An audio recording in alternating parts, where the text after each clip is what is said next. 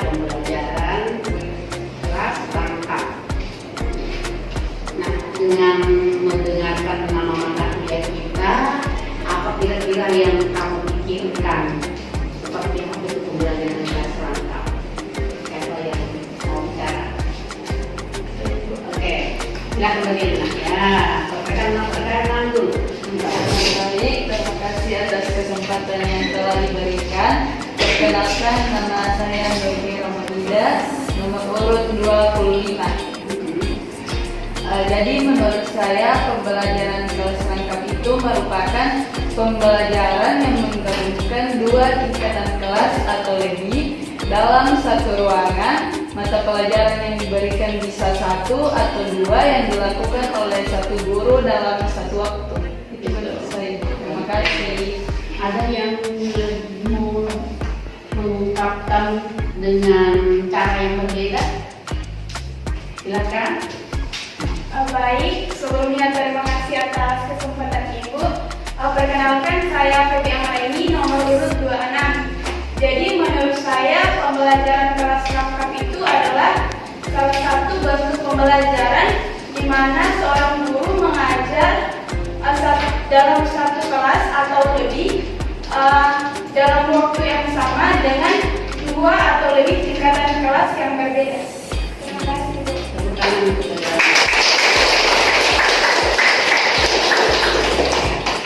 Baik, ini sudah ada bayangan betul yang kamu berdua tadi ungkapkan.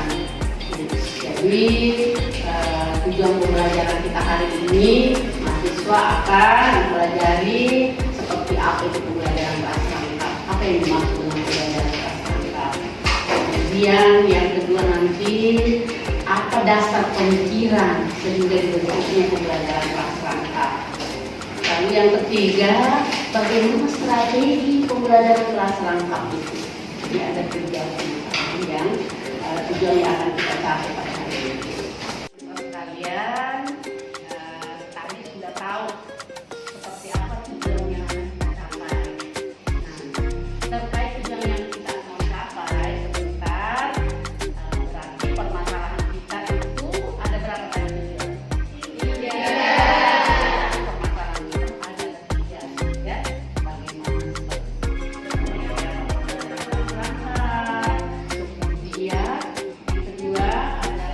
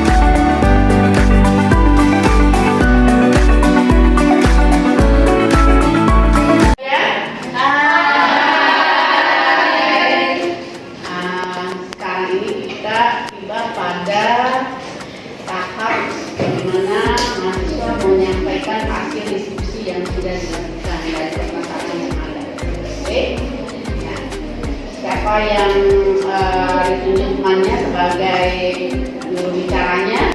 Silakan menyampaikan dari kelompok 1 dulu, silakan. Ya, satu.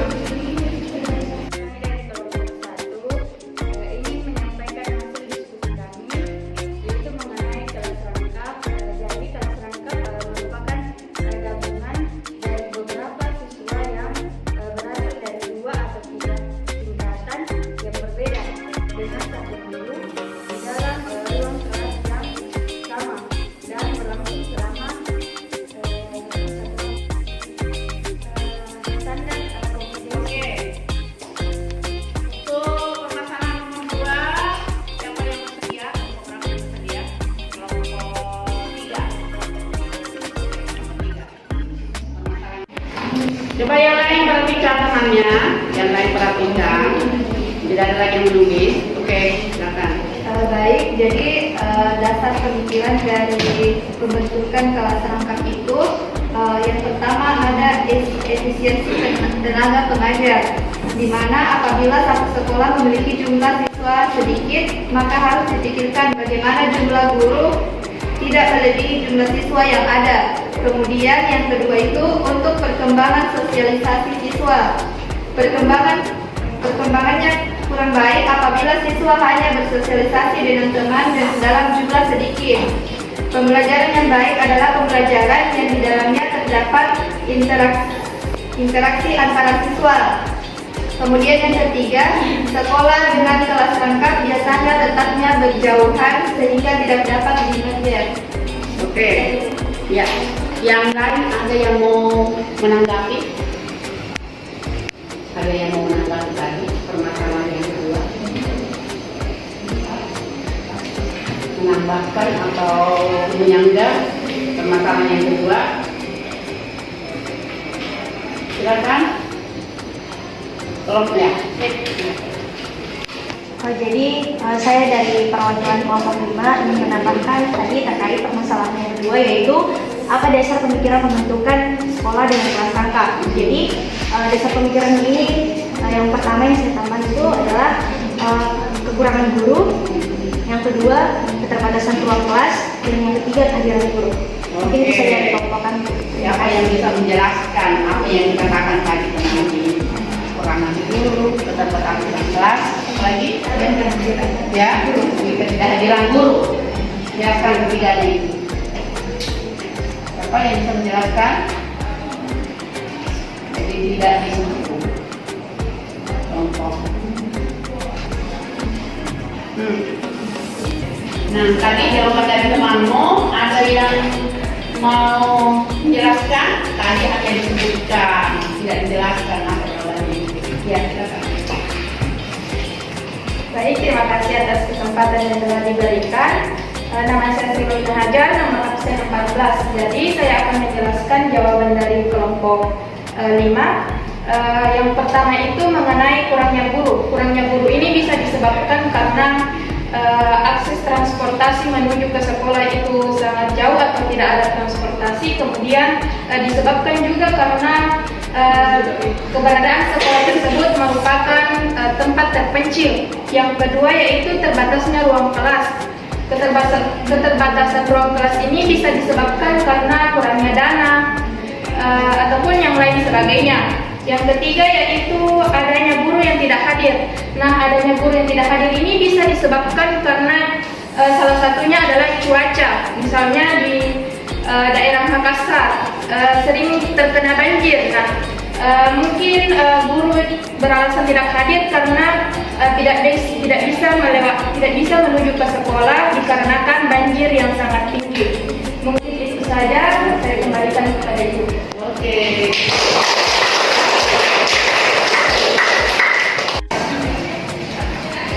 Iya, oke. Tadi sudah beberapa permasalahan yang sudah kita laporkan.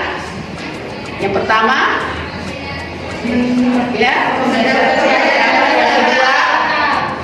kedua, ketiga,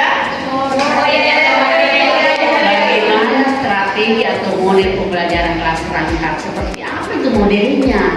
Dan ketika kita mengajarkan pembelajaran kelas rangkap. tadi sudah kita diskusi di kelompok. Siapa yang mau presentasi? Saya Bu. Oke, silakan. Baik, terima kasih untuk kesempatan yang diberikan. Perkenalkan, nama saya Tiara Pranambang, nomor urut 19.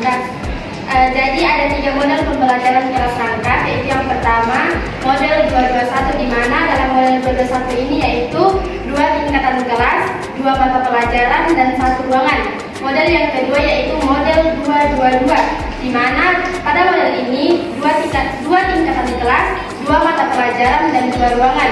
Sedangkan model yang ketiga yaitu model 333, di mana pada model ini ada 3 tingkatan kelas, 3 mata pelajaran, dan 3 ruangan. Mungkin itu saja, saya kembalikan ke saya. Oke, tepuk tangan.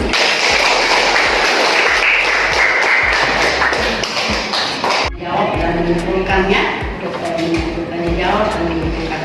Nah, baik, alhamdulillah anak-anakku sudah menganalisis, menjawab pertanyaan, lalu diskusi tentang seperti apa gunanya pembelajaran kelas rangkap. Mulai dari pertama tadi, pengertian dari pembelajaran kelas rangkap. Namanya saja pembelajaran kelas rangkap berarti pembelajaran ya, mengajar,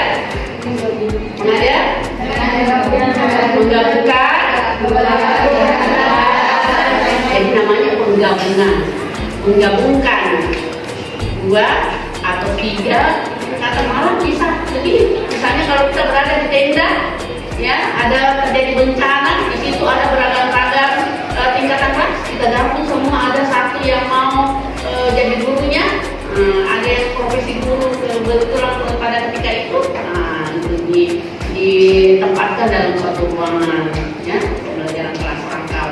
Kemudian diajar ya sesuai dengan tingkatannya masing-masing. Itu pembelajaran kelas rangkap. Kemudian yang kedua tadi permasalahan kita adalah dasar pemikiran. Dasar pemikiran yang pertama itu karena letak geografisnya, ya, letak geografisnya sekolah yang berjauhan sehingga tidak bisa dijangkau, ya, atau berada di daerah terpencil. Kemudian sedikit siswanya, ya, sedikit siswa atau kurang guru. Nah, itu dasar pemikirannya, dasar geografisnya, kurang gurunya. Kenapa? Karena kurang pengangkatan guru pada ketika itu, ya, kurang guru, sehingga siswanya banyak, kurang guru yang langsung ngajar, lebih banyak siswa daripada gurunya. Makanya guru itu harus menggabung, ya, beberapa kelas supaya semua dapat belajar. Kemudian ketika misalnya ada yang berhalangan hadir, tidak ada yang bilang bahwa tidak belajar, ya, ada namanya pembelajaran kelas rangkap. Nah, pembelajaran kelas rangkap itu sebenarnya harus direncanakan, membuat perencanaan seperti apa perencanaan, karena kalau tidak dengan perencanaan yang matang, tentunya pembelajaran itu tidak berjalan dengan baik. Karena satu saja tingkatan kelas bukan main, guru harus kreatif, apalagi kalau 2 atau 3. Nah, seperti yang terakhir itu adalah bagaimana strateginya atau model pembelajaran kelas rangkap. Nah, biasanya yang idealnya itu ya, dia berada dalam satu ruangan. Jadi 2 atau 3 tingkatan berada dalam satu ruangan, kemudian bisa berbeda mata pelajaran, kemudian dalam satu ruangan. Boleh seperti itu, ya, sebagai variasinya. Kalau ruangannya kecil, boleh di 2 kelas yang berbeda atau 3 kelas yang berbeda. Hanya itu kasihan gurunya, ya, bola baliknya itu. Kemudian bagaimana cara mengatur di perencanaan, tidak ada waktu bahwa terjadi kesenyapan satu kelompok itu tidak belajar, menunggu habisnya pembelajaran yang satu, kemudian dia dihadapi lagi, tidak seperti itu, ya, seperti apa yang kita pelajari yang lalu, seperti apa model pembelajaran kelas rangkap. Kapan bisa dihadapi secara bersamaan dan kapan dia kerja kelompok, kapan ini kerja individu, kapan gurunya harus kedua-duanya, ya. Nah, tugas selanjutan dari ini mahasiswa sekalian, tentunya harus kita membuat perencanaan masing-masing sesuai dengan kelas yang dipilih, mata pelajaran yang dipilih, model pembelajaran yang dipilih. Masukkanlah di situ model-model pembelajaran yang bisa memotivasi siswa untuk belajar. Nah, kita akan membuat perencanaannya, membuat bahan ajarnya, apalagi bahan ajar yang harus disiapkan, RPP, bahan ajar, media, pelajarannya apalagi, LKPD harus ya, karena itulah yang akan digunakan untuk proses belajar mengajar. Yang terakhir adalah apa yang disiapkan? Evaluasi. Bagaimana kita mengevaluasi tercapainya program pembelajaran pada saat itu. Saya kira itu. Jadi masih ada satu tahapan lagi kita melakukan simulasi bagaimana mengajarkan pembelajaran kelas lengkap. Jangan hanya kita bicara, kita ngomongnya, tapi bagaimana pelaksananya. Nah, tentunya kita harus tahu itu karena ini semua adalah calon guru Oke, saya kira itu kesimpulan dari pembelajaran kita pada hari ini. Saya akhiri, wabillahi taufiq wal hidayah.